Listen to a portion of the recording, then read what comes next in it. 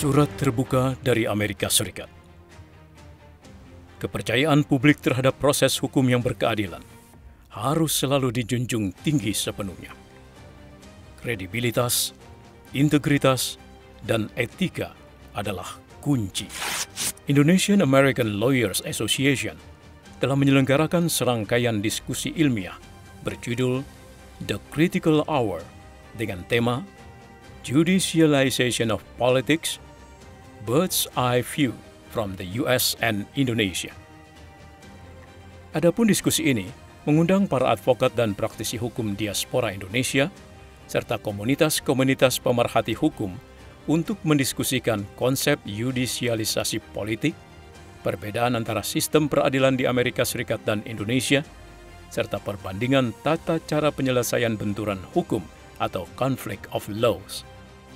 Diskusi ini juga diselenggarakan sebagai tanggapan atas beberapa peristiwa penting yang membuat masyarakat masing-masing negara hilang kepercayaan terhadap pemerintah akibat tidak adanya kepastian hukum. Diketahui, Amerika Serikat baru saja menyelenggarakan midterm election beberapa hari yang lalu dan dimenangkan oleh kubu Demokrat di tengah beberapa isu sensitif antara lain inflasi atau kebijakan fiskal dan pelayanan kesehatan.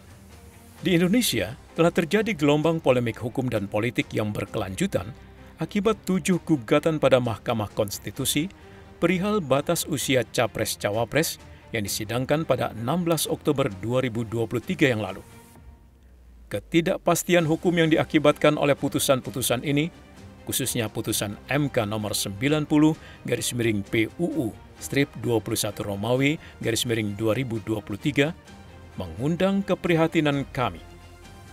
Para narasumber diskusi terdiri dari para pengacara Indonesia di Amerika Serikat yang merupakan anggota-anggota IALA, yaitu Albertus M. Alfridianta, New York dan England and Wales, Michael B. Indrayana, San Mateo, Lia Sundah Suntoso, New York, Jason Y. Lee, Los Angeles, dan rekan advokat dari Indonesia Birawa, J. Arifi, Paris dan Jakarta. Turut hadir pada diskusi ini advokat senior, Saur Siagian. Michael menyampaikan bahwa proses hukum dan demokrasi di Amerika Serikat tampak lebih tidak stabil sejak era kepresidenan Donald Trump, di mana saat ini hakim-hakim di Supreme Court atau pengadilan tertinggi Amerika Serikat setingkat Mahkamah Agung di Indonesia menjadi sangat agresif dalam menjalankan agenda politik konservatif atau komposisi 6 konservatif, 3 liberal, dengan menerbitkan opini-opini hukum yang sifatnya memutarbalikkan jurisprudensi hukum Amerika Serikat, di mana jurisprudensi tersebut telah menjadi hukum yang boleh dianggap masyarakat sebagai hukum yang stabil atau well-established principle.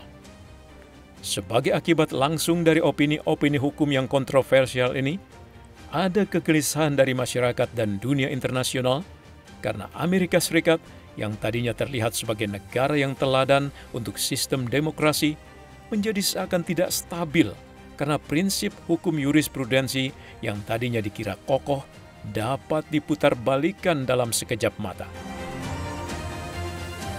Selain itu, yang menarik, berkebalikan dengan Indonesia, di mana polemik yang terjadi disebabkan karena batas umur minimum Capres-Cawapres, Michael menyampaikan bahwa di Amerika Serikat timbul diskusi di berbagai komunitas politik untuk membatasi usia maksimal seseorang yang memegang jabatan legislatif maupun eksekutif, mengingat banyak anggota Kongres Amerika Serikat yang sudah lansia, termasuk Presiden Biden dan mantan Presiden Trump. Usia rata-rata senator di Amerika Serikat adalah 64 tahun, sedangkan anggota DPR Amerika Serikat atau House adalah 57,9 tahun. Jadi, dapat dikatakan bahwa masalah usia untuk aktif dalam dunia politik itu akan selalu menjadi poin penting dalam pelaksanaan sistem demokrasi pada umumnya. Para narasumber sepakat bahwa hasil dari putusan MK nomor 90/PUU/21 Romawi/2023 ini bukanlah yang menjadi masalah.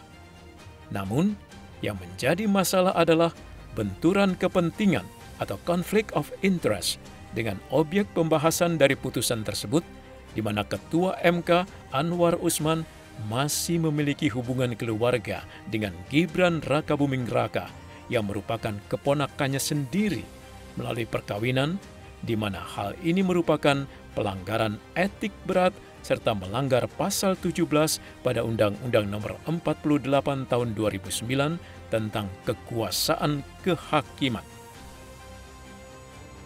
Para narasumber juga mencatat kesamaan ini dari beberapa aturan perihal conflict of interest yang terdapat pada pasal 17 Undang-Undang Nomor 48 Tahun 2009 tentang kekuasaan kehakiman dengan American Bar Association atau ABA, Model Code of Judicial Conduct, Canon 2, Rule 2.11 tentang diskualifikasi yang berlaku pada hakim dalam mengadili perkara. Akan tetapi, sekali lagi, dalam kasus ini, para narasumber sependapat bahwa yang menjadi titik kontroversi di Indonesia pada saat ini adalah pandangan masyarakat Indonesia secara umum yang melihat adanya konflik kepentingan ketika Anwar Usman tidak mengundurkan dirinya atau self-recusal sebagai hakim ketua yang turut serta menyidangkan perkara tersebut, sehingga keputusan MK tersebut jadi menimbulkan pertanyaan apakah hukum sudah berjalan secara adil dan netral. Pada akhir diskusi, para narasumber menyampaikan bahwa baik di Amerika Serikat maupun Indonesia, sebagai negara hukum yang demokratis, kredibilitas, integritas, dan etika harus dijunjung setinggi-tingginya. Karena kredibilitas dan reputasi ahli hukum, pengacara, dan institusi kehakiman adalah satu-satunya prinsip yang dapat dipegang oleh masyarakat demi menjaga kepercayaan publik terhadap sistem hukum yang berintegritas dan berkeadilan. Apabila rakyat sudah tidak lagi percaya pada KPU sebagai lembaga yang netral, sebagai penyelenggara pemilu yang netral, maka akan terjadi delegitimasi dari apapun yang akan ditetapkan oleh KPU tahun depan, dan yang terpenting adalah penetapan dari proses hasil pemilu sendiri. Walaupun tafsiran kutipan ini sering dianggap sebagai humor yang ditujukan ke pengacara yang dianggap memiliki reputasi buruk, kutipan ini menjadi pedoman etika karena peranan terpenting seorang pengacara, baik sebagai hakim, jaksa, maupun penasihat hukum, adalah untuk menjaga kemurnian proses hukum, marwah kehidupan bermasyarakat, dan ketatanegaraan yang patuh pada hukum. Tanpa adanya sistem hukum yang bisa dipercaya sepenuhnya oleh masyarakat yang berada di bawah sistem hukum tersebut, konsep negara hukum akan jatuh pada rezim anarkis atau menjadi negara totalitarian.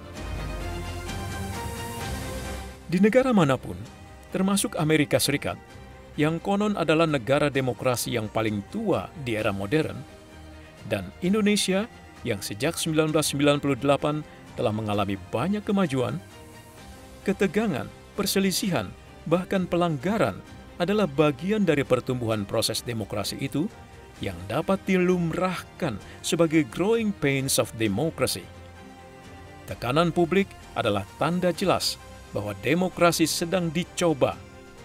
Namun selama seluruh elemen masyarakat bergerak bersama, proses demokrasi akan terus berlangsung dan menjadi semakin matang.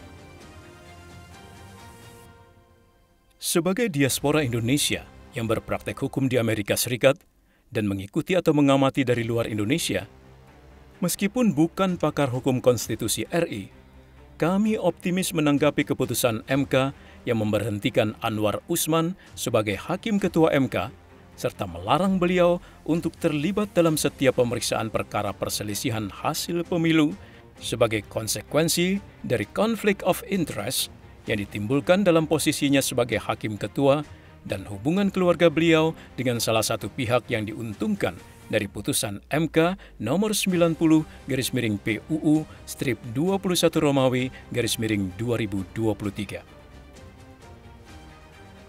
Meskipun belum sempurna, ini adalah langkah ke depan untuk memulihkan kepercayaan masyarakat dalam penyelenggaraan hukum di Indonesia. Karena masyarakat dapat melihat adanya mekanisme dalam sistem hukum tersebut untuk memperbaiki atau merehabilitasi kesalahan atau pelanggaran dari dalam atau secara internal dan bukan dari luar hukum atau extrajudicial. Good faith effort dan kerjasama semua pihak adalah kunci untuk melindungi dan menjunjung tinggi kepercayaan publik, dan apabila ada kesalahan atau pelanggaran, untuk memulihkan kembali kepercayaan publik itu. Pemulihan jelas membutuhkan waktu, terutama setelah guncangan yang hebat atas kredibilitas, integritas, dan marwah MK. Sebagai profesional hukum, kami menjunjung tinggi prinsip bahwa kepercayaan masyarakat atas sistem hukum peradilan adalah salah satu fondasi utama kehidupan bernegara, dan sepakat bahwa supremasi hukum sipil atau civil law adalah salah satu landasan terpenting bagi kelangsungan kehidupan berdemokrasi bagi negara manapun. Eling lan waspada untuk Indonesia.